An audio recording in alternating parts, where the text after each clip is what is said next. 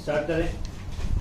देखो पहली बात तो रे ऑप्टिक्स और वेव ऑप्टिक्स में डिफरेंस इतना सा होता है, जो लाइट की जो वेवलेंथ होती है वो एंगस्ट्रॉम में होती है, और लाइट की वेवलेंथ और ऑब्जेक्ट के डायमेंशन अगर कंपेरेबल हो जाए, ऑब्जेक्ट जिन पे लाइट इंसिडेंट करवाई जाती है, जैसे ट्यूबलाइट से लाइट इस पे वॉल पे गिर रही है, बेंच पे गिर रही है, इधर वाली वॉल पे गिर रही है, फ्लोर पे, चेयर पे, सब जगह गिर रही है, तो जिसपे भी लाइट इंसिडेंट होती है उनके डायमेंशन, जैसे इस चेयर का डायमेंशन लाइट की वेवलेंथ के कंपेरेबल हो जाए, वेवलेंथ ऑलरेडी बहुत कम होती है और इसका डायमेंशन क्या है, बहुत ज्यादा है, समझ रही बात है। अगर कंपेरेबल भी है या कंपेरेबल से ज्यादा है तो फिर क्या होगा, रे ऑप्टिक्स काम करेगी। और बहुत छोटे डायमेंशन हो जाए, यानी क्या हो जाए, लाइट की वेवलेंथ के बराबर या उससे भी छोटे डायमेंशन हो जाए, तो फिर कौन सी ऑप्टिक्स काम करेगी वहाँ पे, वेव ऑप्टिक्स का।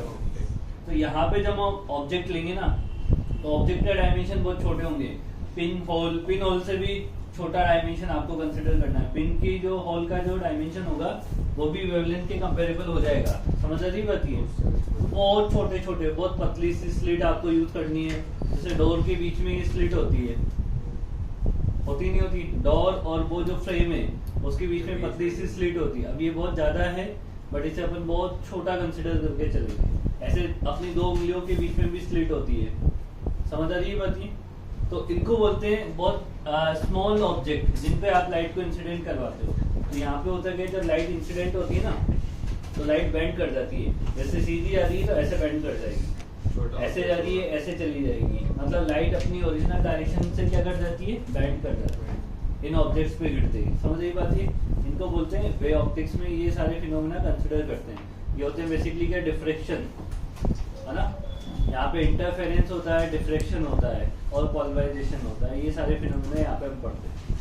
तो देखो इस टेबल में दे रखा है पहले तो इन concern with the particles nature of the light what is based on the straight motion of the light. पहले तो रे ऑप्टिक्स में क्या होना चाहिए, स्ट्रेट मोशन होना चाहिए, लॉज ऑफ रिफ्लेक्शन और the reflection of the light valid होनी चाहिए। रिफ्लेक्शन और रिफ्रैक्शन दो लगते हैं, है ना। वे ऑप्टिक्स में देखा है in concerns with the wave nature of the light, it based on the phenomena like the interference, diffraction and the polarisation of light. जैसे हम पहले क्या पढ़ के आ चुके हैं, रिफ्लेक्शन पढ़ लिया है, रिफ्रैक्शन पढ़ लिया है, दो फिनोमेना अपन ने उधर वहां पे पढ़ लिया। यहाँ पे क्या पढ़ेंगे, डिफ्रेक्शन पढ़ेंगे, इंटरफेरेंस पढ़ेंगे और पोलराइजेशन, ठीक। रे ऑप्टिक्स में it explains the formation of the image in the mirror, applications of the optical images and the working of the optical instruments। इसमें क्या पढ़ के आए, इमेज फॉर्मेशन पढ़ के आए, एप्लीकेशंस पढ़ के आए और ऑप्टिकल इंस्ट्रूमेंट पढ़ के आए। यहाँ पे क्या पढ़ेंगे, in this wave bends around the obstacle of the size 50 centimeter to 1 meter, however they reflect back when comes across the huge objects। जब बहुत बड़े ऑब्जेक्ट के रेस्पेक्ट में अगर बात करेंगे तो वहां तो रिफ्लेक्शन हो जाएगा, बट बहुत छोटे ऑब्जेक्ट की बात करेंगे तो वहां पे क्या होगा, इंटरफेरेंस होगा और डिफ्रेक्शन होगा या पोलराइजेशन होगा, समझ रही बात है। ट्रांसवर्स वेव क्या होती है, ट्रांसवर्स वेव ऐसी वेव्स होती है जो मीडियम की रिक्वायरमेंट रखती है, ट्रेवल करने के लिए किसकी रिक्वायरमेंट होती है, यहाँ पे मीडियम की रिक्वायरमेंट होनी चाहिए, सॉरी वो मैकेनिकल वेव होती है। मैकेनिकल और नॉन मैकेनिकल वेव समझा देते हैं पहले। ऐसी वेव्स जिनको मीडियम की रिक्वायरमेंट होती है उन्हें क्या बोलते हैं, मैकेनिकल वेव, और ऐसी वेव्स जिनको मीडियम की रिक्वायरमेंट नहीं होती है उन्हें क्या बोलते हैं, नॉन मैकेनिकल। जैसे मैकेनिकल में साउंड वेव होती है और नॉन मैकेनिकल में हमारी लाइट वेव होती है। साउंड को ट्रेवल करने के लिए मीडियम चाहिए होता है। अगर इस पूरे रूम में अपन वैक्यूम बना दें तो सुनाई देगा, दिखाई देगा, दिखाई देगा, सुनाई देगा, समझ आ गई बात ये। तो साउंड को ट्रेवल करने के लिए किसकी रिक्वायरमेंट है, मीडियम की रिक्वायरमेंट है। फिर दूसरी होती है ट्रांसवर्स वेव और लॉन्गिट्यूडनल वेव्स। ट्रांसवर्स वेव और लॉन्गिट्यूडनल वेव्स में क्या होता है कि ऐसी वेव्स जो मीडियम के ऑसिलेशन और वेव प्रोपगेशन परपेंडिकुलर होते हैं। जैसे कि हमारे ऐसे तो चल रही हो वेव और ऐसे मीडियम ऑसिलेट कर रहे हो, जिस भी मीडियम में ट्रेवल कर रही है उसमें जो पार्टिकल का ऑसिलेशन हो वो तो ऐसे हो और वेव चल रही हो ऐसे, या फिर उल्टा मान लो ऐसे ऑसिलेशन हो और वेव चल रही हो ऐसे, समझ नहीं पाती। तो मीडियम ऑसिलेशन ये वेव प्रोपगेशन हो गया हमारा, और ये मीडियम ऑसिलेशन हो गया। समझ रही बात? ये तो मीडियम का ऑसिलेशन और वेव प्रोपगेशन क्या होना चाहिए? परपेंडिकुलर होना चाहिए। तो उन्हें क्या बोलते हैं अपन?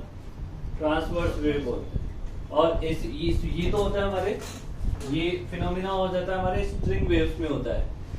स्ट्रिंग वेव्स में क्या करते हैं, एक सीधी स्ट्रिंग बांध दो, उसमें ऐसे एक जर्क दो तो एक वेव जनरेट हो जाएगी या पल्स जनरेट हो जाएगी, पल्स आगे निकल जाती है, और जो स्ट्रिंग के जो पार्टिकल है वो अपनी पोजीशन पे ऊपर नीचे ऑसिलेट करते हैं। तो स्ट्रिंग तो हो गई क्या? मीडियम, वो तो ऑसिलेट करती है ऊपर नीचे, और उसके थ्रू वेव क्या जाती है? आगे ट्रेवल करती जाती है।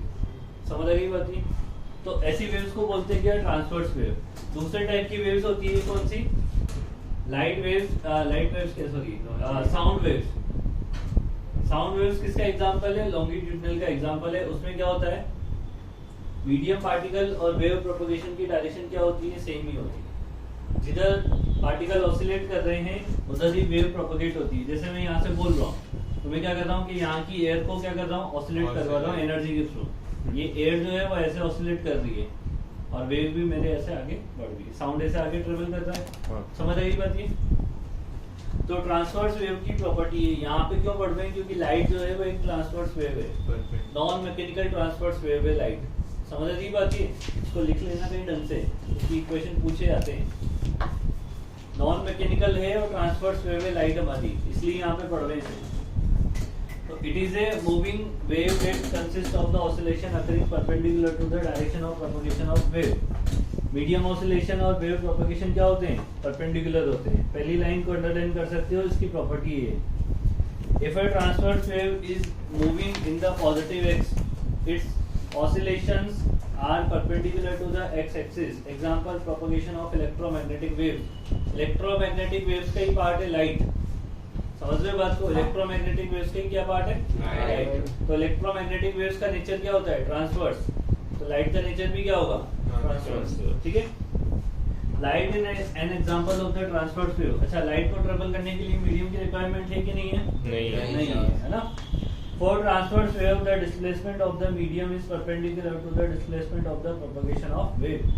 सर ये तो मीडियम वाली कंडीशन में, जब मीडियम नहीं होगा लाइट तो भी ट्रैवल करेगी। लाइट तब हमको कैसे पता चलता है कि वो परपेंडिकुलर है कि नहीं है? भाई वो जो जहाँ पे जा रही है ना, जैसे वैक्यूम में, वहाँ तो कुछ है नहीं। हाँ, बट अगर मीडियम में ट्रेवल करेगी तो वहीं से पता कर सकते हैं कि इसमें ऑसिलेशन कैसे चल रहे हैं। मतलब वैक्यूम में अगर वो शायद ट्रांसवर्स न भी चल रही हो और हमको पता चल रही है तो भी फर्क नहीं पड़ेगा? फर्क नहीं पड़ेगा उससे। वैक्यूम में तो ट्रांसवर्स लॉन्गिट्यूड हाँ, वैक्यूम में तो मैकेनिकल और नॉन मैकेनिकल के हिसाब से डिफाइन कर देंगे कि मैकेनिकल वेव कौन सी, नॉन मैकेनिकल वेव कौन सी। और जब मीडियम आ जाएगा और ऑसिलेशन की बात आ जाएगी तब हम डिफाइन कर देंगे कि ये ट्रांसवर्स वेव है और ये नॉन मैकेनिकल। ठीक है, longitudinal wave क्या होती है? It is a moving wave that consists of the oscillations occurring along the direction of the propagation of wave. Mechanical longitudinal wave produce the compression and the rarefaction. Compression and rarefaction. Compression rarefaction क्या होता है? Air को मैं यहाँ से compress कर रहा हूँ एनर्जी के थ्रू, यहाँ कंप्रेस हो रही है, आगे वाली एक्सपांड हो रही है, फिर कंप्रेस एक्सपांड ऐसे चलता है। ठीक है, कंप्रेशन और रेयरफेक्शन, जहाँ पे कंप्रेशन मतलब डेंसिटी बढ़ जाती है उसे कंप्रेशन बोलते हैं, और जहाँ पे डेंसिटी कम हो जाती है उसे क्या बोलते हैं? रेयरफेक्शन बोलते हैं। When traveling through a medium, example sound waves and the seismic waves are the, ये earthquake waves जो होती है वो कौन सी होती है हमारी? longitudinal waves होती है। समझे बात को? ठीक है ना। अनपोलराइज्ड वेव, अब ये पोलराइज्ड अनपोलराइज्ड का आजकल तो क्या होने लग गया है कि ऑलरेडी ग्लास ऐसे अच्छे बनने लगे हैं, जैसे विंडशील्ड का कार वाला, साइड वाले डोर के मिरर होते हैं, मिरर के ग्लास होते हैं। पहले के टाइम पे, बहुत पहले की तुमने देखा होगा तो इतने अच्छे मिरर नहीं आते, ग्लास नहीं आते थे, तो ऊपर एक फिल्म लगवाते थे वो लोग ऐसे, क्या कहते हैं, कांच के विंडशील्ड के ऊपर ऐसे एक फिल्म लगवाते थे यहाँ पे। हाँ, ब्लैक या ग्रीन जैसा कुछ ऐसा फिल्म लगवाते थे। हेडलाइट पे भी ऐसे फिल्म लगवाते थे, आगे लगती थी ऐसे। उसमें उसका काम क्या था कि जैसे सामने से जो लाइट आ रही है ना, वो जैसी लाइट आती है सामने से, अब कार की हाइट थोड़ी कम होती है और ट्रक और बस की हाइट थोड़ी ज्यादा होती है, तो वहां से जब लाइट आती है ना तो सीधी आंख पे आती है, और आंख पे आने से क्या हो जाता है कि सामने का कुछ दिखना बंद हो जाता है। तो जब लाइट आएगी ऊपर से उस फिल्म से पास होगी तो उसकी इंटेंसिटी क्या हो जाती है, कम हो जाती है ना। तो क्या हो जाता है कि हमें सामने का दिखता रहता है ना। जैसे यूवी प्रोटेक्टेड ग्लास होते हैं, वो बोलते हैं ना एंटी ग्लेयर की, ये सामने से आने वाली लाइट को कम करेगा, ब्लू रे प्रोटेक्शन वगैरह जो जैसे भी ग्लास होते हैं वो सामने से आने वाली लाइट को क्या कर देगा, इंटेंसिटी को कम कर देगा, आपको दिखता रहेगा। ये प्रॉब्लम होती है स्पेक्स पहनते हैं जिन्हें रात में चलाने में, सामने से जब लाइट आती है ना तो कुछ दिखता नहीं है, बारिश बूंदे आ जाए तो और प्रॉब्लम हो जाती है, समझ आ रही बात ये। तो इस चीज से बचने के लिए क्या करते हैं, पोलराइड्स होते हैं जिनकी कोटिंग की जाती है, समझ आ रही बात ये। पोलराइड्स होते हैं जिनकी क्या की जाती है, कोटिंग की जाती है। जैसे अच्छी ट्रेवल्स वगैरह होते हैं जिनकी जो साइड ग्लास होते हैं उन पे भी कोटिंग की होती है, तो बाहर की लाइट की इंटेंसिटी आपको है ना ऐसा दिखता है कि कम है, जबकि एक्चुअल में क्या होती है बहुत ज्यादा होती है ना। फ्लाइट्स वगैरह के वो विंडो होती है उस पर भी होता है ये चीज, बात समझ आ गई। आजकल तो बहुत सारी सन ग्लासेस वगैरह में भी आने ही लगी है ना, समझ आ गई ना बात, ये क्या कहना चाह रहा हूँ। तो उसमें क्या होता है, लाइट की इंटेंसिटी को कम किया जाता है, और लाइट की इंटेंसिटी को कैसे कम करते हैं, वो पोलराइजेशन का मेथड होता है, ठीक है। तो पहली बात तो पोलराइजेशन से ट्रांसवर्स वेव का होता है।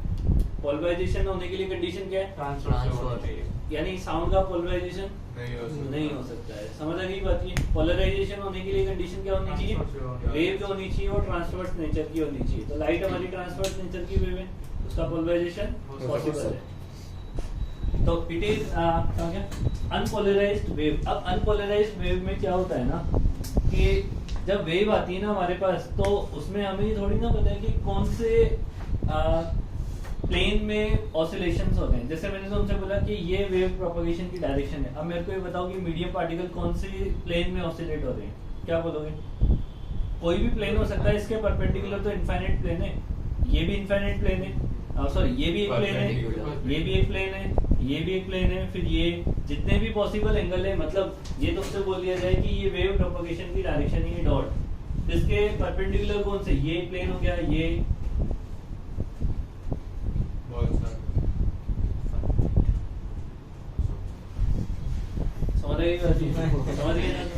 समझ गए। तो ऐसे बहुत सारे प्लेन हैं। अब जैसे बहुत सारे प्लेन हैं तो उनमें ऑसिलेट हो रही है, हमें पता नहीं कौन से मीडियम में ऑसिलेट हो रही है, और हो सकता है कोई इधर ऑसिलेट हो रहा हो, कोई इधर ऑसिलेट हो रहा है, तो परपेंडिकुलर ही ना। आपसे तो ये बोला गया कि परपेंडिकुलर होने चाहिए, तो है, ये भी परपेंडिकुलर है, वेव प्रोपगेशन ऐसे, ये भी परपेंडिकुलर है, ये भी परपेंडिकुलर है, ये भी परपेंडिकुलर है, सारे ही परपेंडिकुलर प्लेन में है ना। तो ऐसे जब लाइट इस तरीके से आती है कि अलग अलग प्लेन में ऑसिलेट कर रही हो, तो उसको बोलते हैं अनपोलराइज्ड लाइट। उसको क्या बोलते हैं, अनपोलराइज्ड लाइट। और इसके जो सिंबल होते हैं, ये अनपोलराइज्ड लाइट के ऐसे ही सिंबल होते हैं। ये एरो आपके ऑसिलेशन को रिप्रेजेंट कर रहे हैं,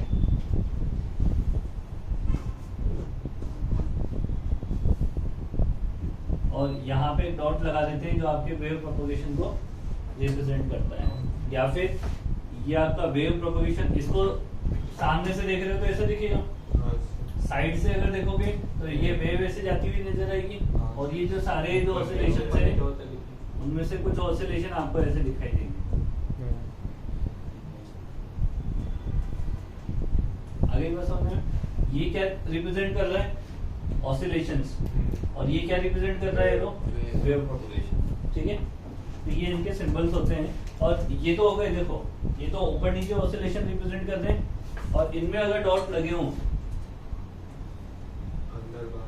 तो ये अंदर बाहर रिप्रेजेंट कर रहे हैं ऐसे, ताकि आपने को दो डायरेक्शन मिल गई, एक ऊपर नीचे, एक ऐसे और एक ये तो वेव प्रोपगेशन हो गया, ये ऑसिलेशन हो गया वर्टिकल प्लेन में, ये हॉरिजॉन्टल प्लेन में। डॉट लगा हो तो वेव प्रोपगेशन अंदर होगा, नहीं डॉट लगा हो, ये तो वेव प्रोपगेशन, तो डॉट नहीं आता, ये वेव प्रोपगेशन तो यहाँ पे है। इसको साइड से देख रहे हैं ना अब अपन, इस वाले डायग्राम को साइड से देखेंगे तो ऐसा दिखते हैं, ठीक है। तो when a wave in which the vibrations are present in all possible directions perpendicular to the direction of propagation is known as the unpolarized light। समझ आ गई बात ये।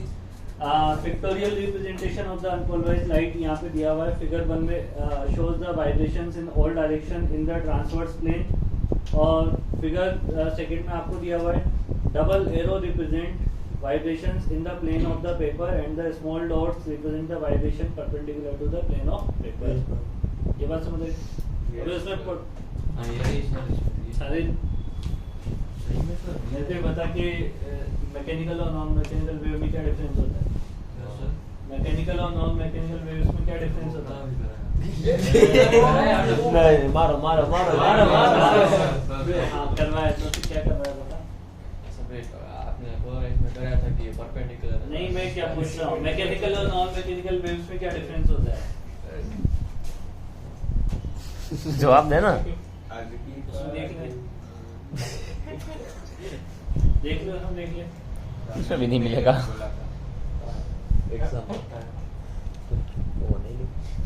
अभी तो पढ़ाया था भाई लाइट और साउंड। ज़्यादा टाइम पास इधर आजा आजा आजा आजा पहला एपिसोड देख के आया उसका टर्न करो तो देख लिया ना मैंने एपिसोड पहले कहाँ से मिला तेरे को पायलट? अरे नहीं नहीं सीजन 1 सर उसने सीजन 1 देखा उसने सीजन 1 सर उसने सीजन 1 एपिसोड 1 देखा था। अच्छा क्या बोल रहा है तू? बोलता है अक्षर का बेला चाउमीन बना ओ घटिया घटिया। वो तो सीजन 1 का देखा उसने। अच्छा सीजन 1 पहले बोलना चाहिए था ना इतना वैसे मार सीजन 5 का देखा इसलिए 5 हमने बोला था कि लिख लो क्या डिफरेंस होता है अभी ये बता देगा मैकेनिकल नॉन मैकेनिकल का बोला ना वो चाउमीन चाउमीन कर रहा बीमार है अभी बीमार है यार मैकेनिकल को मीडियम चाहिए होता है अबे हाँ क्या बता दो नहीं बोला अभी सर उसने बोल दिया चार बार हो गया है रिकॉर्ड हो गया अक्षर रिकॉर्ड हो गया है अब तो बोल दे कॉपी करना है। बता दिया मैकेनिकल बता दिया नॉन मैकेनिकल तो नहीं मैकेनिकल बता। तो बोल दिया उसने तू नॉन मैकेनिकल बता दे अरे तू मैकेनिकल बता ना नॉन मैकेनिकल छोड़। ये का ढंग से चले इतनी देर से उसको भूल रहा है पता नहीं क्या यूं यूं पता नहीं क्या करता है। अरे सर आप कुछ पूछते हो से गिनने रख दे। अबे 9-10 में चलता था पार्टी देनी है ना तो गिन रहा है वही जितने सवाल पूछोगे उतना इसको याद रहेगा साला इतना रिश्वत तो देना पड़ेगा। तो तू कहाँ जाकर देखेगा। अभी इसको बता भी नहीं बताएगा क्या डिफरेंस होता है। मैकेनिकल में मीडियम चाहिए होता है नॉन मैकेनिकल में अब ढंग से बता फिर उल्टा सीधा बता देगा वो। मैकेनिकल वेव्स को प्रोपोगेट करने के लिए मीडियम चाहिए होता है नॉन मैकेनिकल में नहीं चाहिए होता मीडियम। अब एग्जांपल भी बता उसको। लाइट नॉन मैकेनिकल में आता है साउंड मैकेनिकल में आता है। अब ढंग से तू बता मेरे को क्या होता है मतलब मैकेनिकल वेव्स क्या होती है मीडियम किसमें चाहिए लाइट के लिए लाइट के लिए नहीं साउंड साउंड पास मीडियम को मैकेनिकल वेव्स चाहिए बोलने दो बोल चुप मत करना। मैंने को ये बताया कि कौन सी वेव को प्रोपोगेट होने के लिए मीडियम चाहिए। मैकेनिकल के लिए हाँ मैकेनिकल के लिए और साउंड किसका एग्जांपल होता है मैकेनिकल देख ले मैं घुमा फिरा के पूछता हूँ। ऐसे आ गया था ये सबका देखा। कल हम हाँ नॉन मैकेनिकल वेव्स क्या होती है फिर मीडियम पास नहीं करता मतलब भाई सब मार रहे हो उसकी सर को मार रहे हो मीडियम क्या बोल रहे हैं सर कल हमने उसको पढ़ ले ये क्वेश्चन पूछ लिए जाते हैं कि ट्रांसपोर्ट से सर ओम्स का पूछ लो ओम्स का पूछो ना कल ही पूछा था हमने उसको। इतना आंकड़ा थोड़ी भाई अरे साउंड वेव का पोलराइजेशन पॉसिबल क्यों नहीं है। ऐसा नहीं आएगा ओम्स का पूछो एक बार उसको अभी प्लीज सर एक बार पूछ लो। कल ही पढ़ाया था उसको मेरे को जानना है कि कल मैं उसको बता रहा तो मेरी मेहनत कुछ काम आई है कि नहीं आई है। मतलब पक्का मेरे को पक्का भरोसा है। हाँ 10th का कॉन्सेप्ट पूछ लो। भरोसा है मेरे को उस पे। अरे बता ओम्स का बता। अरे मेरे को भरोसा नहीं बता पाएगा। अरे हमने कल ही बताया उसको हमने बताया कल लगा था सर हमने कल बताया था उसको समझाया भी था। और ज्यादा हाँ तो उस पर ध्यान देना हाँ। अभी। ऊपर तेरी आंखें ऊपर जब भी दिखनी चाहिए जब तू बोर्ड पे देख रहा हो, इधर उधर देखा ना देने तो फिर ठुक जाएगा फिर फिर हम उसका पूछ लिया जाएगा। पीठ दिखा रहा आंखें इतनी भी नीचे नहीं कर रही थी। हाँ दिव्या बताएगा। Divya yes sir. Divya sound का पोलराइजेशन पॉसिबल क्यों नहीं है? चले? बता रहा था दिव्या क्योंकि सर साउंड ट्रांसफर से होती है इसलिए। साउंड ट्रांसफर से होती है। साउंड ट्रांसफर से होती है।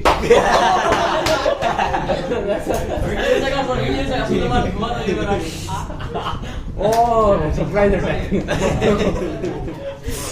ओह गर्मी चटनी।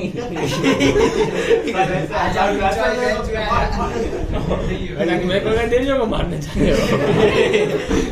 ये प्लान था। आगे गर्दन आगे रखना तेरी, आगे आगे। पीछे लगेगा तो पीठ दिखेगी तो पिट जाएगा फिर तो। ओह ठीक है क्या? यार भगवान की तरह हाँ दिव्या ट्रांसफर वेव नहीं होती इसलिए पॉसिबल नहीं होता। ट्रांसफर से नहीं होती इसलिए बस ट्रांसफर से के अलावा तो और भी वेव्स होती है फिर तो, मतलब सबका पोलराइजेशन पॉसिबल है या पॉसिबल नहीं है?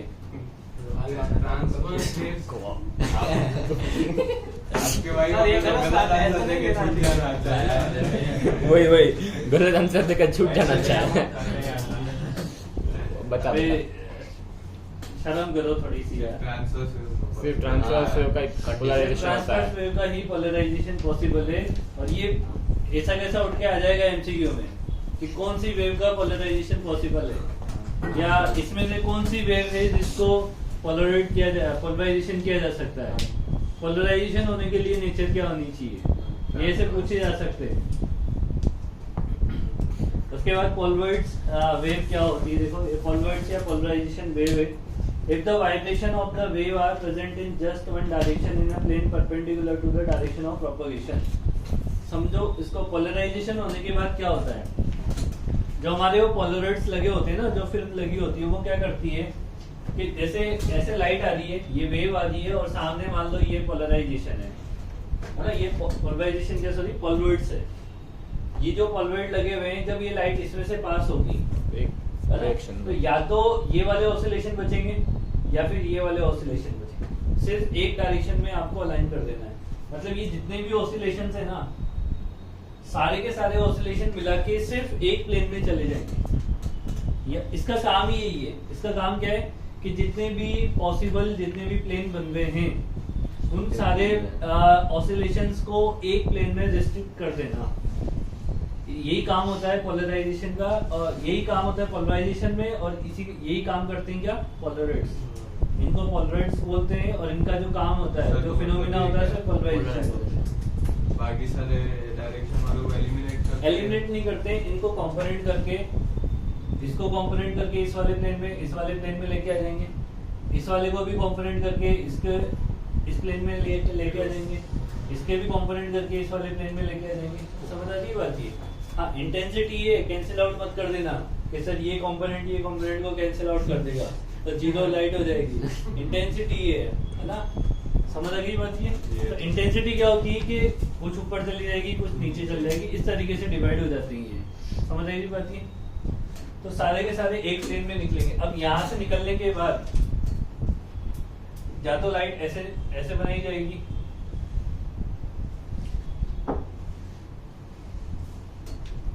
देखो इसमें सिर्फ एरो बनाया मैंने, डॉट नहीं बनाया, या फिर लाइट ऐसे बनाई जाएगी, सिर्फ डॉट बनाए जाएंगे। तो समझ आ गई ना बात ये? Yes, sir. ये अनपोलराइज्ड लाइट का सिंबल है और ये पोलराइज्ड लाइट का सिंबल। समझ नीचे क्या दिख रहा है भाई? अच्छा नहीं, सेगमेंट डायग्राम नीचे इसलिए होगा। ठीक है, तो if the vibration of the wave are present in just one direction in a plane perpendicular to the direction of propagation, the wave is said to be plane polarized wave or the polarized wave और linearly polarised wave, ये दो तीन नाम है इसके, plane polarised, linearly polarised या फिर polarised. समझ आ गई बात? Sir Yes, sir. पोलराइज होने से पहले ही अगर एक ही डायरेक्शन में ऑसिलेशन तो वो पोलराइज नहीं होगा, पोलराइज करने की जरूरत ही नहीं पड़ेगी, है ना? तो वो सीधी पोलराइज वेव ही हो गई ना वो तो। पोलराइज तो वेव उसको हो गई। स्टार्टिंग से पोलराइज बोलेंगे हाँ हाँ फिर तो पोलराइज्ड ही है वो, ठीक है।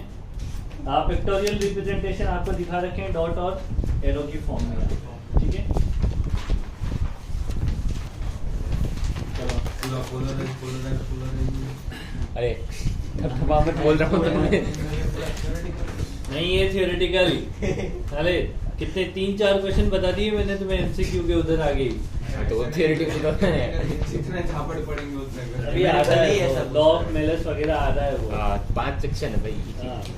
In case of the transverse wave, that is light wave, propagation is perpendicular to the direction of oscillation and hence it can be polarized. Light wave को क्या किया जा सकता है? Polarize किया जा सकता है। Polarization, the phenomenon of the restricting the oscillation, ये वाली definition याद करनी पड़ेगी polarization की। क्या definition है? कुछ लिखना The phenomenon of restricting the oscillations of wave to just one direction in the transverse plane क्यों बोल रहे हैं? ट्रांसवर्स प्लेन क्यों? ट्रांसवर्स प्लेन का मतलब होता है परपेंडिकुलर प्लेन। ये अगर डायरेक्शन है जिसका, ये ट्रांसवर्स प्लेन है, ये भी ट्रांसवर्स प्लेन है, ये भी ट्रांसवर्स है, ये भी, मतलब इस डायरेक्शन के परपेंडिकुलर जो भी प्लेन है वो सब ट्रांसवर्स है। समझ आ गई बात ये? तो किसी भी एक प्लेन में रेस्ट्रिक्ट कर देना वो होता है पोलराइजेशन। समझ आ गई बात ये? The phenomenon of the restricting the oscillations of a wave to just one direction in the transverse plane is called the polarization of wave. समझ आई बात? Polarizer या polaroids. Polarizer क्या है? A device that plane polarizers the unpolarized light passing through it is called a polarizer. Polarizer का काम क्या होता है? अनपोलराइज्ड लाइट को पोलराइज में कन्वर्ट कर देना। समझ आ रही बात ये? जैसे कि देखो इसमें एग्जांपल भी दे रखे हैं कि टर्मेलिन, क्रिस्टल, निकोल, प्रिज्म और polaroids are the some commonly used पोलराइजर्स।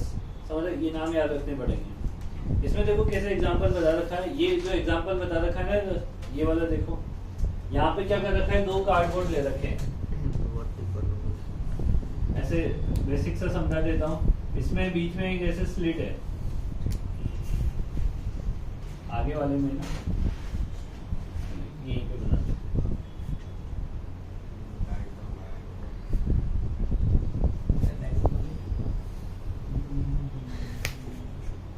अक्षर कहाँ देख रहा है तू? सामने बना रहे हो। क्या तेरे को क्या बता रहा हूँ? सामने बना रहे हो। वो बना डायग्राम जो इसमें दिया है। इसमें थोड़ी ना होगी।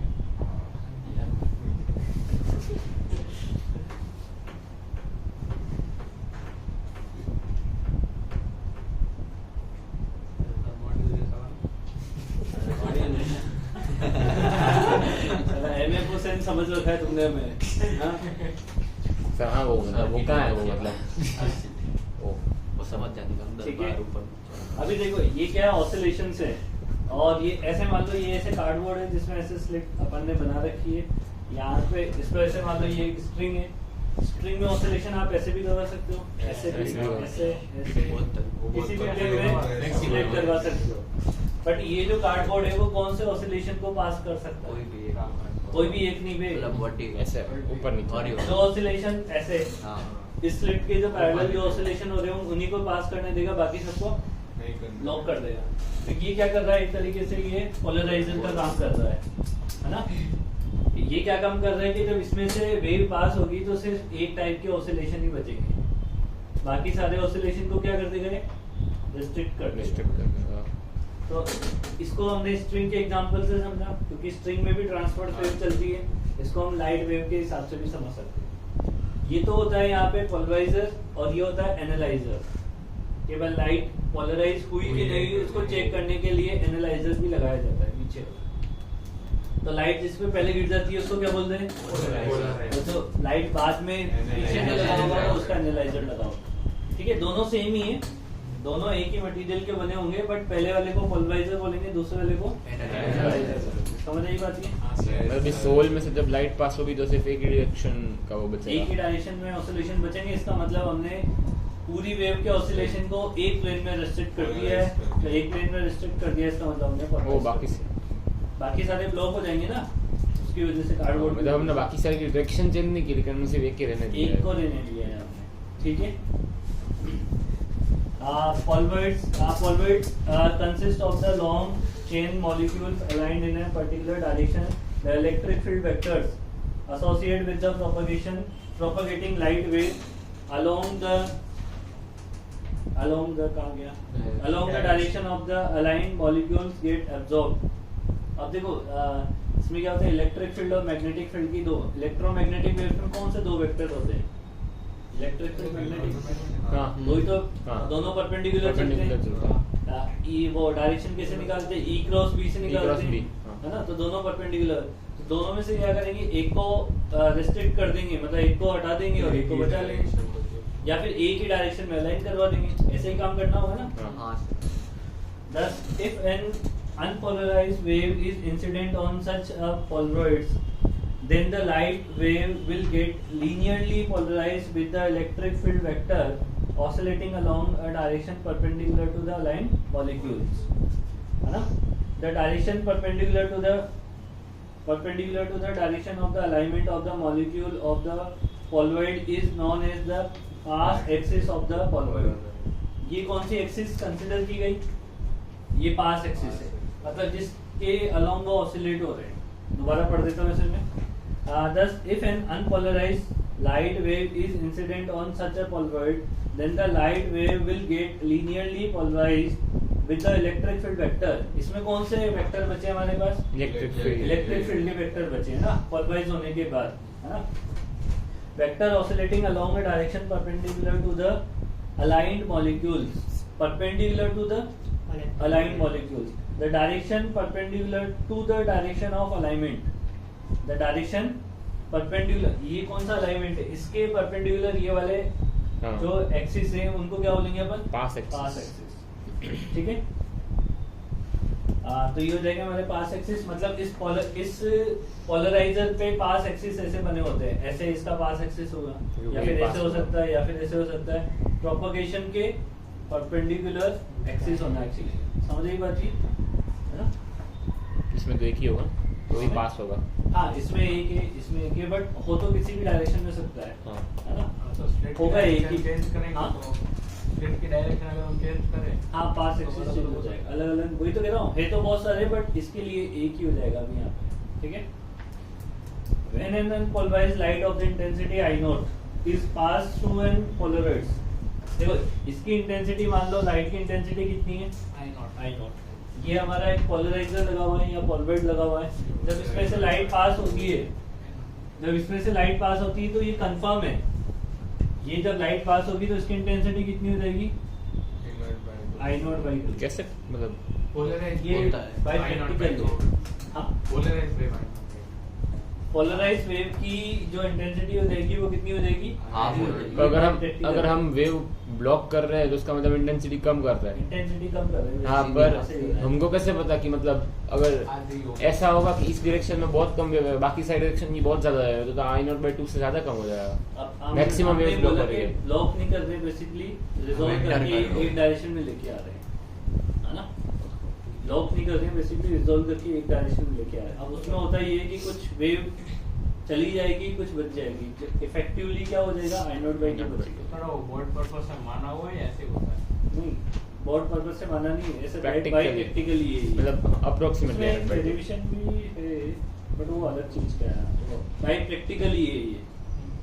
I naught by 2 हो जाएगा। आपको भी ये मानना है, जब अनपोलराइज्ड लाइट की इंटेंसिटी I naught है, जब वो पोलराइजर से पास होगी तो उसकी इंटेंसिटी कितनी हो जाएगी? I naught by I naught by 2। पहले वाले से पास होती है I naught by 2 हो जाएगी, खत्म, है ना? तो when unpolarized light of the intensity I naught is passed through a polaroid, the intensity of the transmitted light becomes half, that is I naught by 2. The transmitted light is also known as the linearly or plane polarized light। वो तो समझ ही गए अपन कि वो linearly या plane polarized light होती है। Experiment to show the polarization of the light। इन्होंने क्या किया हुआ है, दो पोलराइजर लिए हुए हैं, है ना।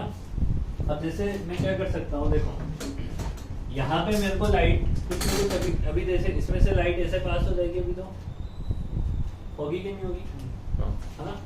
अब मान लो कि ये वाला एक और चीज इसको देना, तो कुछ मॉड्यूल को देना है, हल्का देना। देखो ये तो हमारा पोलराइजर है, ये हमारा एनालाइजर है, दोनों के स्लिट अभी ऐसे हैं, परपेंड ऐसे जैसे बना रखे हैं, समझ आ गई बात ये। तो लाइट पूरी की पूरी इंटेंसिटी उधर मिल रही होगी तुम्हें, है ना। अब मान लो मैंने इस एनालाइजर को ऐसे घुमा दिया, अब क्या होगा, जीरो इंटेंसिटी आएगी, क्योंकि इसमें स्लिट ऐसे है और इसमें स्लिट ऐसे है। तो इसमें से जब लाइट पास होगी तो ऐसे पास होगी, और इसका स्लिट तो ऐसे, तो सारा ब्लॉक कर देगा, तो लाइट की इंटेंसिटी क्या हो जाएगी, जीरो। मतलब यहाँ से जब मैं धीरे धीरे धीरे एंगल घुमाता जाऊंगा तो यहाँ तक जीरो हो जाएगी। इसका पास एक्सिस ऐसे है और इसका पास एक्सिस ऐसे, दोनों के बीच में एंगल कितना है, 90 डिग्री। तो जब दोनों के पास एक्सिस 90 डिग्री पे होते हैं तो इंटेंसिटी क्या मिलेगी, जीरो। बाकी और एंगल पे इंटेंसिटी आपको कुछ ना कुछ मिलेगी। सबसे मैक्सिमम इंटेंसिटी कब मिलेगी, जब दोनों के बीच में एंगल कितना हो, 0 डिग्री। समझ आ गई बात या 180 नहीं मानते, 0 से 90 मानते, 180 मानेगा, मतलब वो 180 का मतलब उल्टा एंगल, उल्टा एक ही बात है ना, समझ आ गई बात ये। तो ये तरीका होता है, ये इसमें समझाया हुआ है। यहाँ पे ये दो फिल्म ले रखी है, एक के ऊपर एक रखोगे, फिर इसे थोड़ा थोड़ा रोटेट करते जाओगे तो इंटेंसिटी कम होती जाएगी। समझ रहे हैं बात ये, आया कि नहीं है समझ में। और ये इनके पास एक्सिस होते हैं, इसका पास एक्सिस यहाँ पे ऐसे हो जाएगा और इसका पास एक्सिस यहाँ पे ऐसे हो जाएगा। समझ रही बात ये।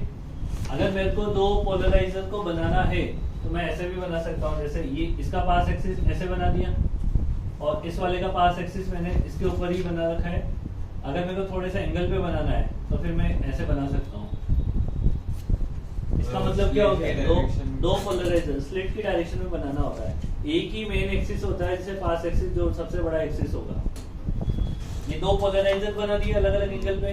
अगर ऐसे बनाऊंगा तो क्या हो जाएगा, 90 डिग्री एंगल हो जाएगा। समझ आ गई बात। तो नीचे देखो यहाँ पे समझा रखा है, ये सबसे लास्ट वाले डायग्राम में एंगल पे टिल्ट कर रखा है, थोड़ा सा एनालाइजर को टिल्ट कर दिया है थोड़ा सा, दिख रहा है ना, इंटेंसिटी कम होती जाती है। बराबर है, अभी पढ़ने की जरूरत नहीं है, इसमें वही लिखा हुआ है सर।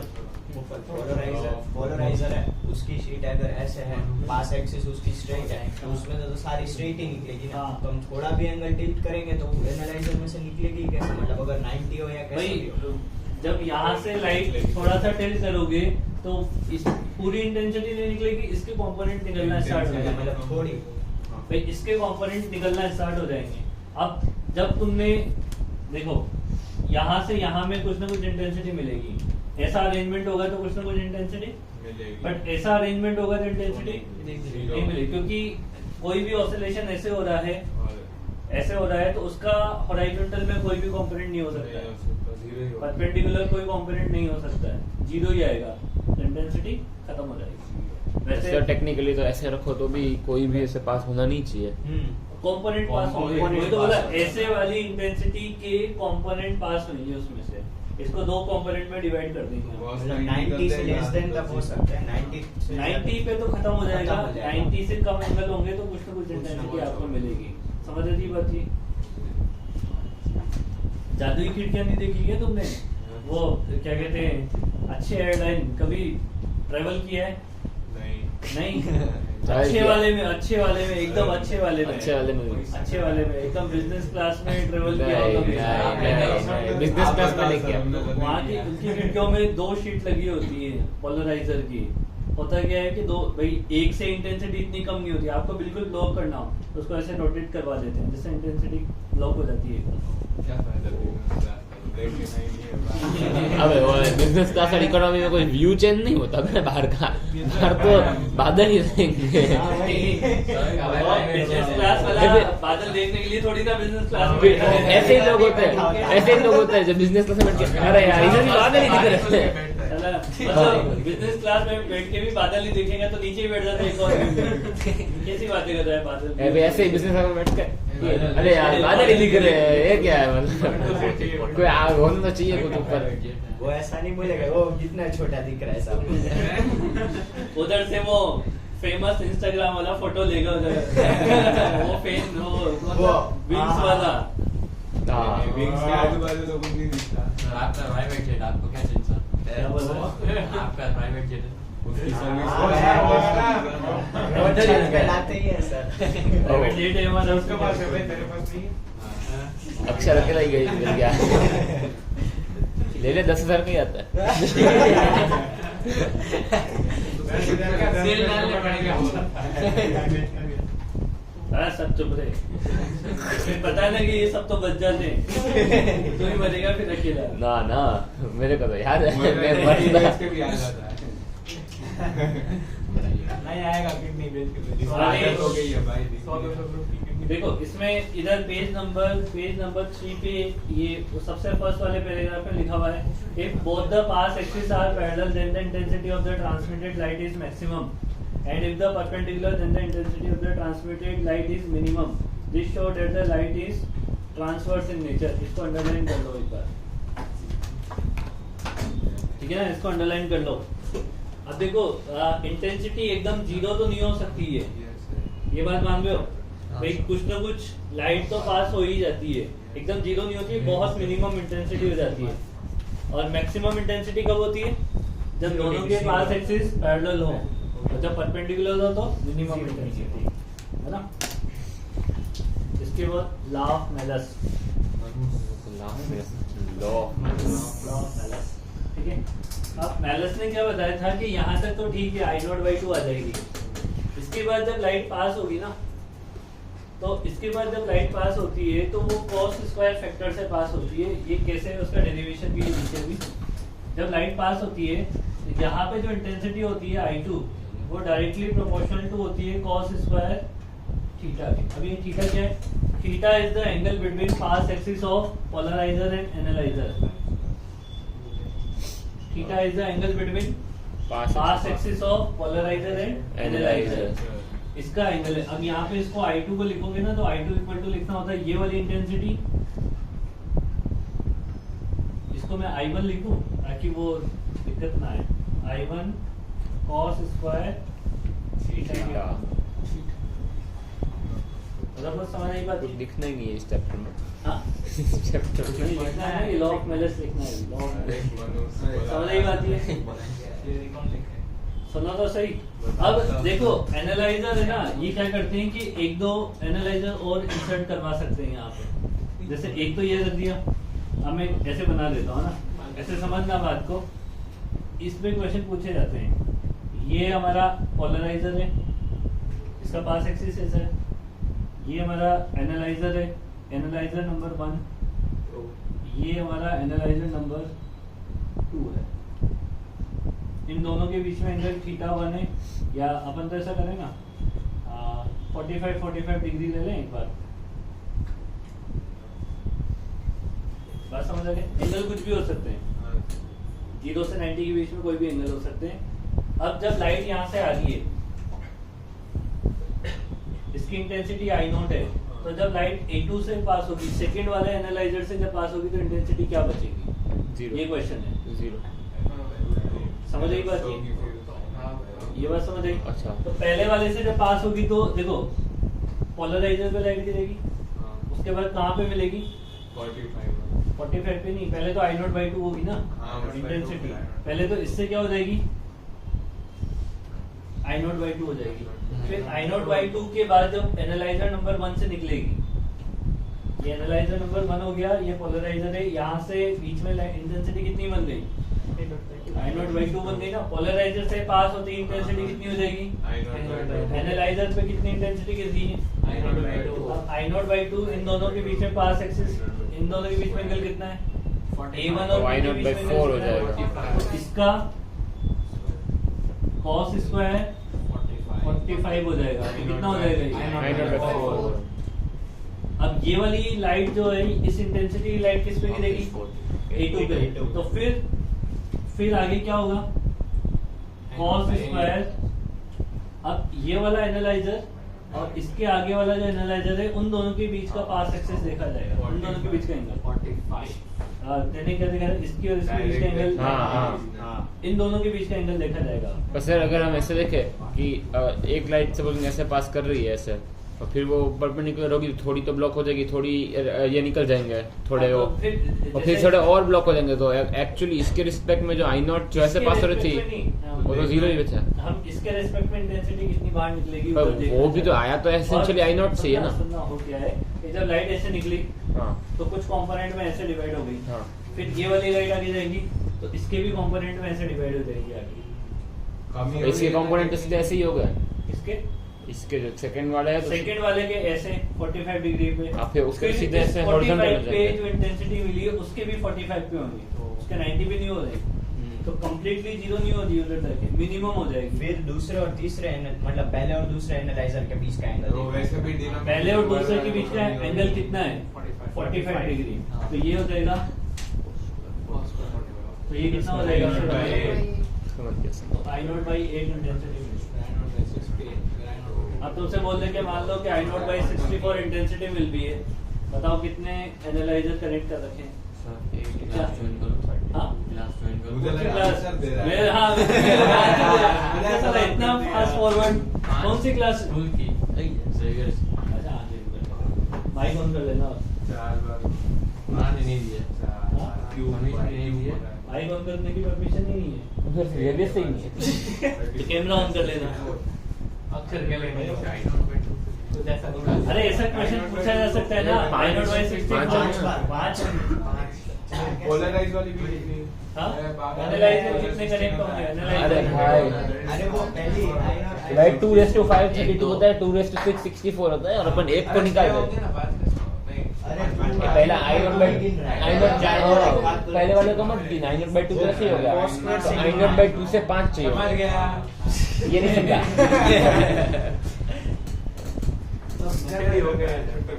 ठीक है समझ आ गई बस। अरे शांति रखो बे, ये बात समझ आ गई ना, है ना? तो लॉ ऑफ मेलर क्या बोलता है? It is states that the when a beam of the completely plane polarised light is pass through the analyzer, the intensity I of the transmitted wave varies directly as the square of the cosine of the angle theta between the transmission direction of the polarizer and the analyzer. Transmission मतलब वो pass axis. Mathematically it is given by I equal to I naught cos square theta. समझ आई बात ये समझ आया? अभी cos square का graph, ये इंटेंसिटी का ग्राफ बना रखा है with respect to angle. Intensity का ग्राफ कैसे बनेगा? देखो I इक्वल टू क्या दे रखा है, I not cos square theta, I नहीं बस होने में, तो इंटेंसिटी का जो ग्राफ बनेगा थीटा के साथ में वो किसका ग्राफ है? बेसिकली cos स्क्वायर का। cos स्क्वायर का ग्राफ ऐसे स्टार्ट होता है ना, ये 0 डिग्री होगा, ये कितना हो जाएगा 90, ये कितना हो जाएगा 270, ये हो जाएगा 180, तो ये इंटेंसिटी का ग्राफ हो जाएगा। बरोबर है, सामने आएगी बात ये? हाँ पक्का? इसका एक्सप्लेनेशन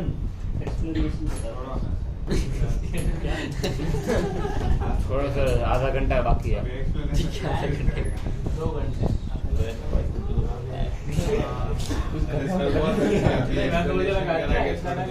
सर 2 घंटा बहुत ज्यादा है सर।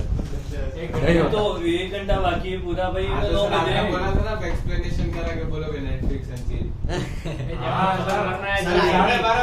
आईटी कंपनी से इन्फ्लुएंस नहीं सर पढ़ ले। अरे सर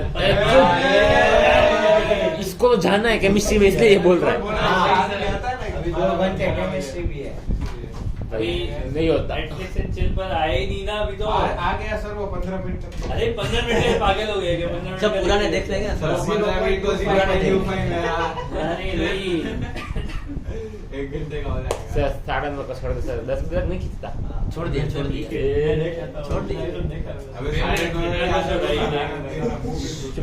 कुछ मिल रहा है तो ले ले अभी। पेट मत देख। पीछे मुड़ाई, आगे पीछे मुड़ाई मत कर दो, इसलिए तेरे को आगे बिठाने को बोलता हूँ मैं कि तो पीछे मत देख आगे, ठीक है ना, एकदम सीधा देखा करो। एकदम यस इसका एक्सप्लेनेशन कैसे है? बता दिया था हमने। देखो इसका एक्सप्लेनेशन कैसे है, मान लो एक लाइट है जिसकी इंटेंसिटी आई ले रखी है, या आई नॉट लिया है, आई नॉट है या आई है, जो भी है, समझ रही बात की।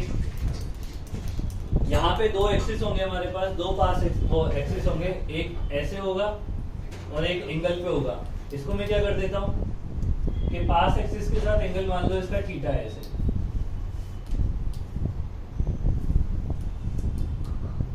ये एंगल थीटा है, तो इसके दो कंपोनेंट हो जाएंगे, एक तो इसके पैरेलल हो जाएगा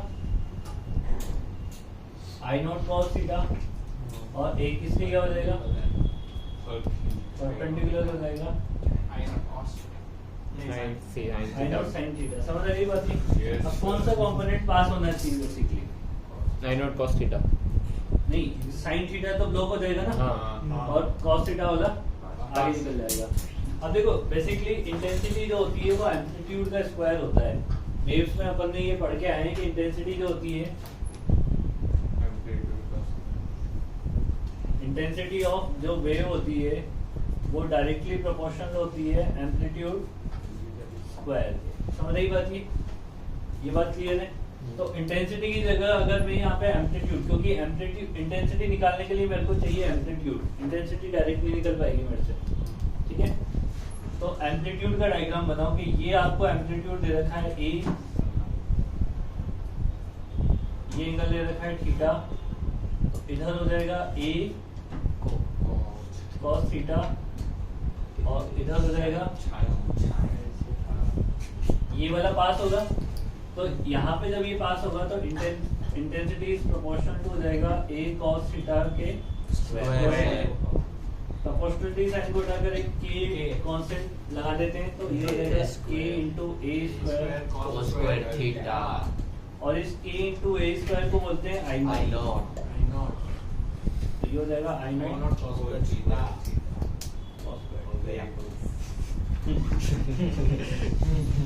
बहुत जल्दी हो गया तो आगे पढ़ा सकते हैं। अरे अभी तो 9 पास 9:30 तक, 9:30 में तो ये सेशन खत्म हो जाएगा। इसको खत्म कर देते हैं। ठीक है, समझ आ गई बात ये?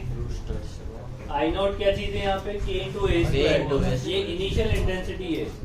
कौन सी इंटेंसिटी? जो एनालाइजर पे गिरेगी। ये कौन सी इंटेंसिटी है? आई नॉट कौन सी? देखो कंफ्यूज मत हो ना, ये आई नॉट कौन सी इंटेंसिटी है?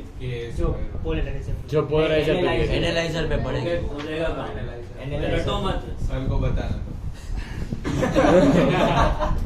आई नॉट वो इंटेंसिटी जो एनालाइजर पे फर्स्ट टाइम एनालाइजर पे गिर जाएगी, मतलब ओरिजिनल आई नॉट बाई 2। भाई ओरिजिनल अगर आई नॉट है तो वैसे तो यहाँ पे लाइट अगर आई नॉट की आ रही है तो यहाँ पे कितनी हो जाएगी? आई नॉट बाई 2। तो इस एनालाइजर पे कौन सी लाइट गिरेगी? आई नॉट बाई 2 की गिरेगी। तो ये जो आई नॉट है ना वो आई नॉट बाई 2 है। अच्छा, इस एनालाइजर पे जो इंटेंसिटी गिर रही है ना वो यहाँ पे लिखनी होती है। फिर मान लो कि एंगल यहाँ पे दे रखा है 30 डिग्री का, तो कितनी लाइट बाहर इंटेंसिटी क्या हो जाएगी यहाँ पे? करके कितना आ रहा है? cos पैड 30 कितना होता है? 3 by 4 हो जाएगा ना, 3 by 4 हो जाएगा। तो 3/8 बोल दिया। इसके बाद 60 डिग्री बताया सही। 3 I naught by 32। 3 I naught by 32। ऐसे ही इंटेंसिटी आगे आपको मिलती गई। समझ गई बात? नोट करके लिखा हुआ है for the partially polarized light intensity of the emerging ray out of the analyzer does not have the minimum value equal to 0। भाई मिनिमम वैल्यू 0 तो पॉसिबल होना नहीं है ना, 0 तो नहीं होती है। This is because in the partially polarized light vibrations exist in all directions, but these vibrations are more in the some direction and less in the other direction, and for any axis there will exist electric field vector 90 पे zero नहीं होगी क्योंकि कुछ ना कुछ light तो तब भी पास हो ही जाती है, टेंडिंग टू जीरो होगी है ना। मतलब बहुत कम इंटेंसिटी पास होगी, समझ रही बात ये। एप्लीकेशंस ऑफ द पोलराइजेशन ये तुम्हें सबको पता है, बहुत मॉडर्न जमाने में तो 3D क्लास में लगाते हैं ना। कार के हेडलाइट पहले हेडलाइट्स पे भी लगते थे, पुराने जमाने पे सर्विस करवाने आते थे ना तो एक काली पट्टी चिपका देता था हेडलाइट के ऊपर। नहीं तो पुराने एक तो प्रॉब्लम क्या है कि अभी तुम्हारे जमाने में वो चीजें आती थी, आजकल तो क्या होता है ऑटोमेटिक एडजस्ट वगैरह वाली आती है लाइटें, तो नहीं आती आजकल आती है। टेंशन को तो अभी पूछ नहीं रहा हूँ मैं उससे, नहीं तो उसको सब नॉलेज पता है, वो सब बता देता अभी।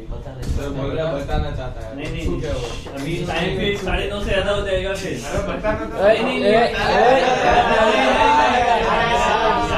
साढ़े 9 ज्यादा हो जाएगा।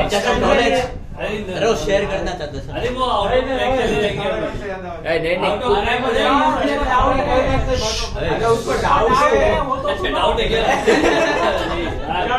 हाँ डाउट। सर हम लोग बोले अगर ऐसा करें कि 45 डिग्री पे मतलब पोलराइजर है हमारे पास, उसके बाद दूसरा जो है A1 वो 45 डिग्री पे रखे पोलराइजर से, और जो A2 है वो बोल A2 वो मतलब पोलराइजर से मतलब पहले एनालाइजर से भी 45 डिग्री मतलब पोलराइजर से 90 डिग्री तो भी जीरो ही होगा। अरे अभी तो बता, वो तो बता मैंने अभी तो निकाला था। अभी तूने सच बताने जाना तो फिर चेंज किया ना डाउट। अभी तो निकाला था वो तो नहीं होगा, ये रहा I0 बाई 8 आता है। अरे वो फिर एनालाइजर के बीच का एंगल देखते हैं। एनालाइजर वो component के component निकलता है। पोलराइजर एनालाइजर के बीच का एंगल, अगर सिंगल एक ही हो तो जीरो हो जाएगा, सिंगल एक ही हो तो जीरो हो जाएगा, बट एक के बाद बहुत सारे रख के पहले और लास्ट वाले के बीच में 90 डिग्री आ रहा है उससे मतलब नहीं है, फिर दो आजू बाजू वाले के बीच का एंगल देखा जाएगा, ठीक है। 90 टाइम्स 1 डिग्री का अभी समझ आ गई ना बात ये, इसमें एरोप्लेन वाला भी लिखा हुआ है विंडो है, यही से टेक पाए मैंने। हाँ डाउट वैसा जगह आप देख क्या है A1 और बिजनेस क्लास 4 बार ट्रेवल कर दूं मैं ऐसे। हाँ ये भी A1 है। और A2 के बीच में 90 डिग्री हुआ तो जीरो हो जाएगा। हाँ जीरो हो जाएगा फिर।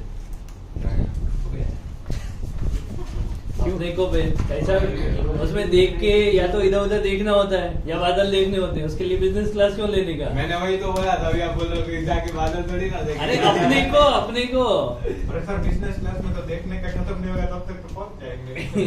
बाहर के कब देखेंगे? भाई जो आदमी बिजनेस क्लास का टिकट लेता होगा वो बादल देखने के लिए थोड़ी ना टिकट ले रहा होगा, कुछ काम वाम करता होगा। अपने को पता है बिजनेस क्लास नाम उसका मतलब ये नहीं कि सब लैपटॉप पे लगे होते हैं। बिजनेस क्लास और इकोनॉमी में फर्क क्या है? बिजनेस क्लास वाले बंदे को जल्दी अपनी डेस्टिनेशन पे पहुंचना है, इकोनॉमी वाले को जल्दी नहीं पहुंचना है, उसको प्लेन में बैठना है।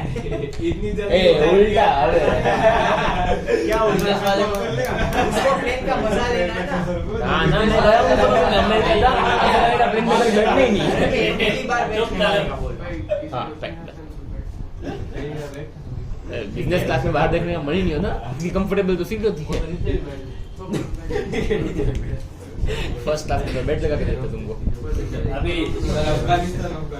अफगानिस्तान जाना है, वहाँ पे मिल जाएगी बिजनेस क्लास की टिकट अभी चाहिए। अभी जा वहाँ इसको तालिबान से अपॉइंटमेंट लेटर आया है। फ्री में मिल रही है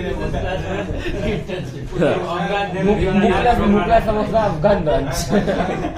अफगानिस्तान में वो अफगान जलेबी अफगान सर कल वो खा रहा था ना मुकले के साथ। मिला मेरे को ये। क्या बोल रहा है सर हमें?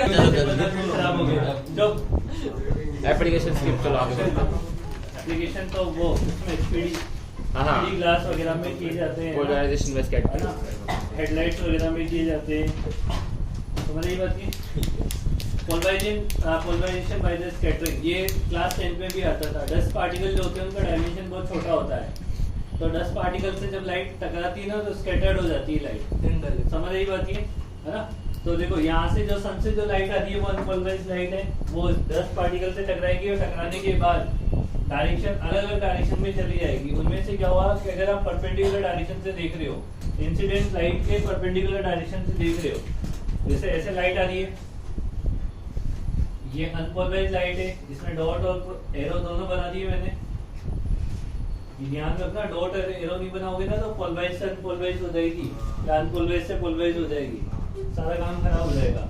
यहाँ पे डस्ट पार्टिकल है, इससे लाइट टकराई और टकराने के बाद एक डायरेक्शन ऐसे मान ली अपन ने, जहाँ से आपका ऑब्जर्वर क्या है, इसको ऑब्जर्व कर रहा है, यहाँ से सन से लाइट आ रही है, समझ रही बात? ये ऑब्जर्वर यहाँ से देख रहे हैं तो इसमें जो है वो सिर्फ डॉट इसे दिखाई दे रहे हैं, ठीक है। इसमें कौन से दिखाई दे रहे हैं? डॉट दिखाई दे रहे हैं। तो देखो इस वाली लाइट को जब यहाँ से देखा जा रहा है तो इससे सिर्फ डॉट दिखाई दे रहे हैं, इसका मतलब ये सारे जो ऑसिलेशन है वो एक प्लेन में रिस्ट्रिक्ट हो गए। तो इसको लाइट कैसे दिखाई देगी? पोलराइज दिखाई देगी। ये होता है पोलराइजेशन बाय द स्कैटरिंग से, ठीक है। पढ़ लो अब इसमें, नहीं वो तो पढ़ लेंगे ना, पढ़ लोगे पक्का? Polarization by the reflection, reflection से भी क्या होता है? पोलराइजेशन होता है। जैसे लाइट को जब आप सरफेस पे इंसिडेंट करवाते हो, ये क्या है? ट्रांसपेरेंट सरफेस है ना, रिफ्लेक्शन है ना, रिफ्लेक्शन और रिफ्लेक्शन दोनों चीजों से होगा। तो यहाँ से जब लाइट आपकी दो फिनोमेना हो जाएंगी, यहाँ पे कुछ लाइट जो है वो रिफ्लेक्ट कर जाएगी और कुछ लाइट जो है वो रिफ्लेक्ट कर जाएगी। अब मान लो ये अनपोलराइज्ड लाइट है जो गिर रही है ऐसे इस वाली सरफेस पे,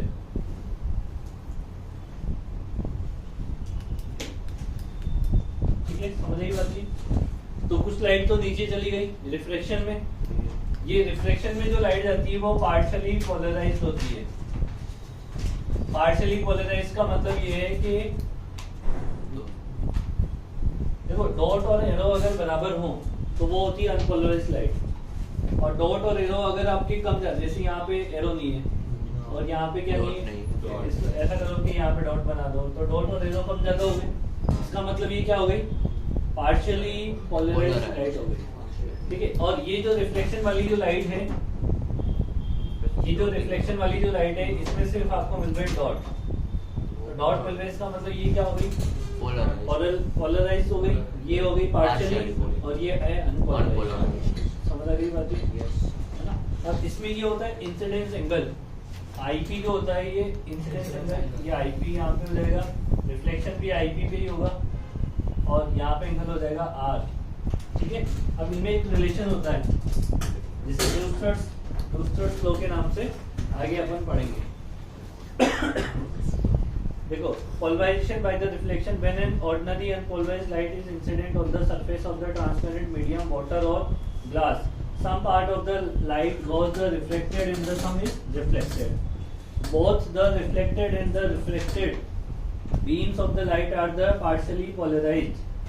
दोनों क्या है? पार्शियली पोलराइज्ड है। अभी मैं बता रहा हूँ कि कंप्लीटली पोलराइज्ड कब होती है, वो एक एंगल पे होती है ना सर। इसमें डायग्राम में तो रिफ्लेक्टेड बीम से सिर्फ डॉट दी है, वही बोलना चाह रहा हूँ आगे। दोनों जो होते हैं वो पार्शियली पोलराइज्ड होते हैं। The extent of polarisation depends on the angle of incidence.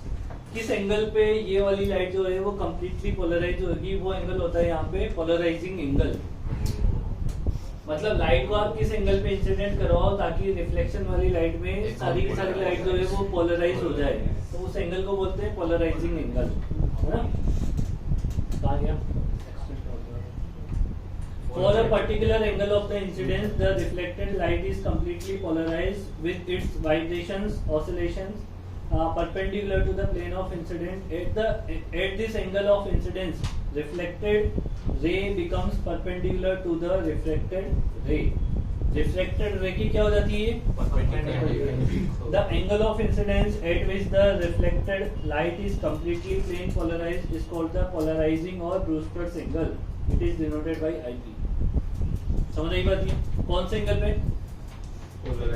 अब पेयर ऑफ मीडियम के लिए, एक पेयर ऑफ मीडियम के लिए एक एंगल ऐसा जरूर होता है जिसपे रिफ्लेक्टेड वाली जो लाइट होती है वो क्या हो जाती है? कंप्लीटली पोलराइज हो जाती है। तो उस एंगल को क्या बोलते हैं? पोलराइजिंग एंगल या Brewster's angle. As shown in the figure, ये फिगर में दिखाई देता है, मैं ये नीचे वाली लाइन पढ़ रहा हूँ। At the polarizing angle of the incidence IP, the reflected and the refracted ray are at 90 degree to each other. Reflected ये है और ये refracted है, दोनों के बीच में ये एंगल कितना होता है? ये वाला एंगल ये वाला एंगल कितना हो जाता है?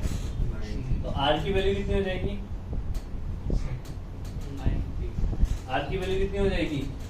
देखो यहाँ से यहाँ तक टोटल एंगल कितना है? 180। तो 180 माइनस 90 डिग्री प्लस IP, समझ रही बात ये? तो आर की वैल्यू कितनी हो जाएगी? 90 माइनस IP।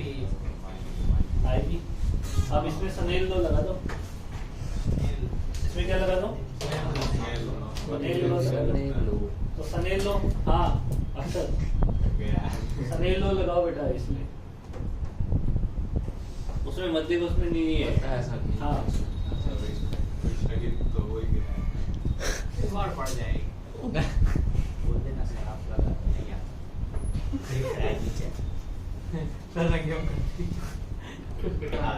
आर का मतलब 90 माइनस माइनस ये कॉस हो जाएगा, कॉस इधर आ जाएगा, तो tan IP इक्वल टू ऐसा करो इसको, है ना। अच्छी बात तो वही होगी कि n1 और n2 के टर्म्स में लिखो तो सही रहेगा, नहीं तो गड़बड़ करी तो tan IP इक्वल टू क्या हो जाएगा? और अब यहाँ पे देख लो कि if n1 की वैल्यू 1 है और n2 की वैल्यू n है या म्यू है, म्यू ले लेते हैं, मतलब म्यू फेवरेट होता है, तो tan IP इक्वल टू क्या हो जाएगा? म्यू। और IP इक्वल टू कितना मिल जाएगा? पोलराइजिंग एंगल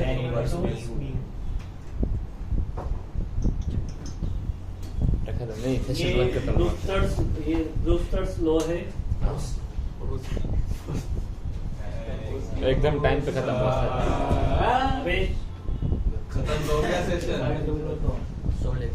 ये तो अभी मैंने समझाया है। देखो कंडीशन क्या है, ब्रूस्टर्स लॉ की कंडीशन क्या है वो IP होना कि ऐसा एंगल जिसपे रिफ्लेक्टेड रे और रिफ्लेक्टेड रे दोनों क्या हो जाए? 90 डिग्री। फिर उसके बाद अपन ने रिलेशन फाइंड आउट किया है IP और म्यू के बीच में, उसके बाद रिलेशन फाइंड आउट किया है IP और म्यू के बीच में। एक और रिलेशन होता है IP और किसके बीच में होता है, वो कोट वोट के टर्म्स में आता है। हाँ ये एग्जांपल 4 देखो, शो डेट द IC मतलब कौन सा? ये क्रिटिकल एंगल है ना। IC equal to sine inverse of cot IP where IC is the critical angle and the IP is the polarising angle. इसे भी देख लेते हैं फटाफट से। देखो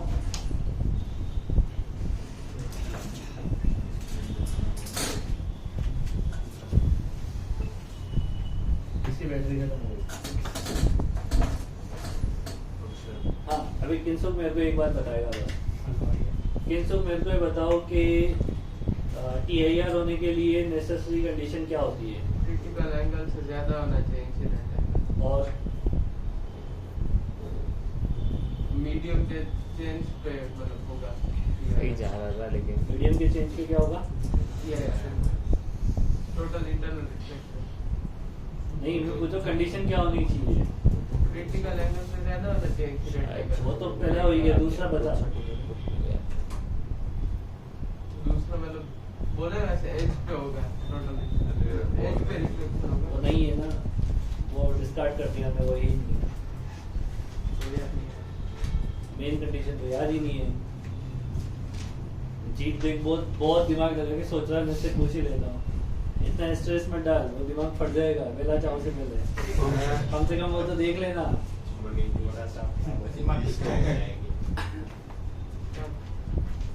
याद नहीं आ रहा है। डेट ऑफ डेविड सुलेमान पीछे दिख रहा है पलट के, मैं आगे ही हूँ यहाँ पे, मेरे को सब दिख रहा है इधर से। शमन को पक्का याद हो। टेंशन से दे रहे भाई, समझ आ गई बात? ये तभी तो होगा, ये यार तभी तो होगा भाई। जेरर टू टेंशन करवा दोगे तो कैसे होगा? सुबह याद आ गई। तुमको याद आ रही कि ना? जो याद करने के लिए वैसे वो सोच रहा था कैसे याद नहीं रहता पूरा। अब इसमें देखो क्या होगा कि एक लाइट तो ऐसे आ रही है,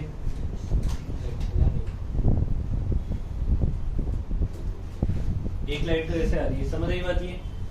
ये बना रही है पोलराइजिंग एंगल IP, ये रिफ्लेक्शन हो गया, ये रिफ्रैक्शन हो गया, ये एंगल R हो गया, ये 90 डिग्री हो गया, ये एंगल IP हो गया। इसके लिए तो हम क्या लिख देंगे कि tan IP इक्वल टू क्या लिख देंगे?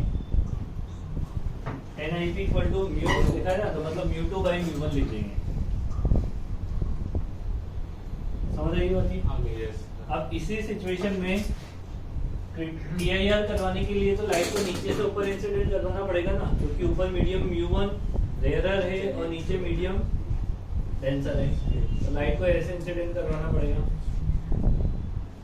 ये एंगल अगर IC या थीटा से लिख लूंगा मैं, ऐसे अपन थीटा से लिखते हैं, तो ये एंगल कितना हो जाएगा 90 डिग्री। समझ रही बात है? तो यहाँ पे साइन थीटा सी क्या लिखोगे, अक्सर sine theta C equal to क्या लिखेंगे यहाँ पे,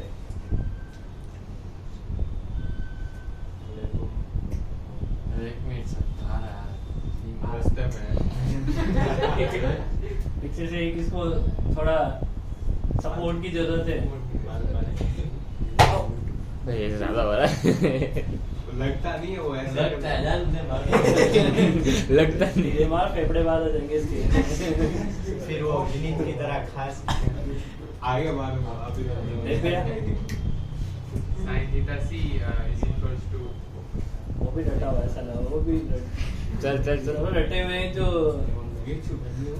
इसमें काम थोड़ा हो जाएगा ज्यादा है, अपने से। बोलो। इसमें हो जाएगा काम अपने से, चलो मैंने बोला वो होगा बदला क्या? नहीं है ना इसलिए सर थोड़ा ज्यादा हाँ बहुत पड़ेगी नहीं ऑलरेडी पड़ चुकी है, और कितनी पड़ेगी? नहीं नहीं V1 by V2 हाँ? V1 by V2 V1 by U2 by भाई V2 उसमें है ना तू हाँ किंतु बोलना चाहता u1 हूँ by mu2 U1 by U2 होगा। sin 91 अक्षर की गजब ले ली। अच्छा रिवेंज।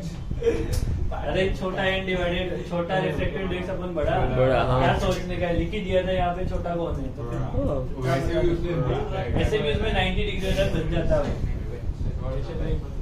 तो क्या लिख सकते हैं, 10 IP equal to 1/sin theta C. अब इसमें रिलेशन क्या प्रूव करना है, साइन के टर्म्स में कोट लाना है, तो इसको उल्टा कर लो। sin IP is equal to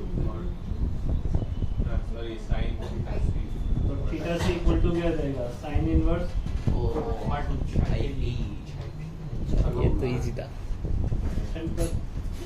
thank you sir. अरे सर अरे शांति से देखो, क्वेश्चन तो बता दो मैं तुम्हें। आज करने के लिए हाँ, ये क्वेश्चन करके आना, तुम सारे क्वेश्चन अच्छे हैं और ऐसे क्वेश्चन पूछे जाते हैं। पूछे जाते 3 हैं। 4 एग्जाम्पल और न्यूमेरिकल सारे करके आना कल।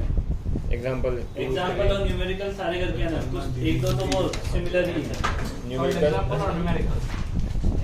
एग्जाम्पल और मैं तो न्यूमेरिकल कर ले। 15 15